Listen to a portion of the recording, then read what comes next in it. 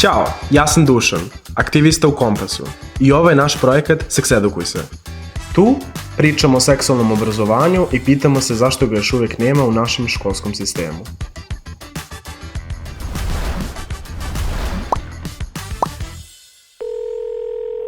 Ma da bre, vidimo se večeras, nego hoćeš da idemo neku klopu pre filma? Pa ne znam, ajde, mislim da Dijana ne jede mes, hoćeš da pitam? Dijana, hoćeš da naroštiti pre filma? Ajde idemo na roštilj, ide i Dijana. Ma da, kapiram da je to okej, nije odbilo. Sudbonosno da, ne izgovara se samo na venčanjima kako bi se sklopio brak. Pristanak je veoma važan i u drugim aspektima života, a pogotovo u seksu ili bilo čemu drugom što je seksualne prirode. Počevši od sekstinga, pa do komentara koje upućuješ nekome uživo, dodirivanja ili samog seksualnog odnosa, bez dva da, nema seksa. Osim toga, kada pristaneš na seks jednom, to ne mora da znači da ćeš pristati i sledeći put, makar to bilo i sa istom osobom. Pristanak možeš povući čak i tokom seksa, samo je važno da pokažeš to svom partneru da ono što se trenutno dešava tebi ne prija. Nevažno je koja je osoba u pitanju, pristanak na seks je uvek potreban, bilo da je u pitanju prvi seks ili svaki sledeći koji imaš sa svojim partnerom.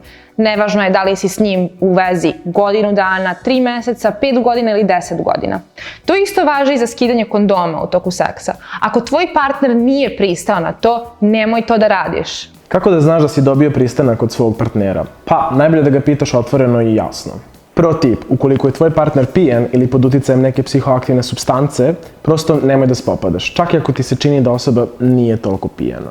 Hajde da ti objasnim ovo kroz par nekih realnih primjera.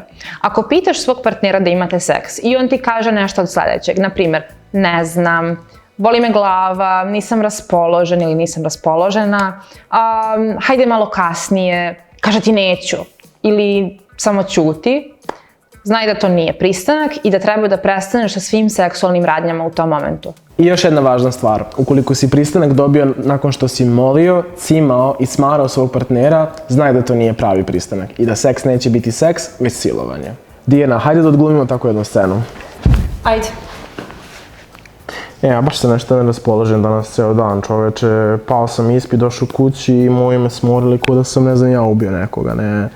Glupi ispit pao, Imam ideju, možemo da uradimo nešto što bi me raspoložilo. Dobro, mislim, ja kapiram da ti istresio, no ajde gledamo neki film. No, ajde šta je, opusti se čoveče, traće par minuta. Samo par minuta, malo bre, pustit ćeš se, bit će i tebi lepo posle, okej? Ne znam, ajde malo kasnije. Da me voliš, ne bi odbila. Stvarno je, da me voliš ne bi odbila.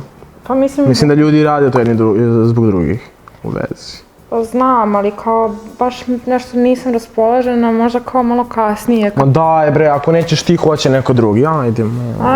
Ajde. Ovo što si upravo video nije dobijanje pristanka. Ukoliko si se našao ili našla u ovakvoj ili sličnoj situaciji, znaj da to nikako nije u redu i da u pitanju nije bio seks, već seksualno nasilje. Nemoj da se kriviš zbog toga. Ti nisi odgovoran ili odgovorna za tuđe akcije, međutim, ako ti se to ponovi ili ti se to već desilo, savjetujem ti da se obratiš osobi od poverenja koja može da te razume i koja će ti pomoći. To može biti prijatelj, brat ili sestra, roditelji, ali mi ti ipak savjetujemo da to bude psiholog koji je stručan u oblasti seksualnog nasilja. Takođe, ukoliko te je neko silovao, javi se lekaru kako bi se sprečila eventualna neželjena trudnoća ili potencijalne bolesti. Seksualno nasilje i silovanje statistički gledano najčešće počinjava osoba koju poznajemo. Ređe to budu kompletni stranci. Međutim, kogod je počinilac, treba da znaš da ti nisi kriv ili kriva za to što ti se desilo. Nevezano za to da li si bio pijan, da li si bio pod uticajem psihoaktivnih supstanci, šta si tog dana obukao ili obukla, gde si bila. Ne uvek znači ne, a samo i isključivo da znači da.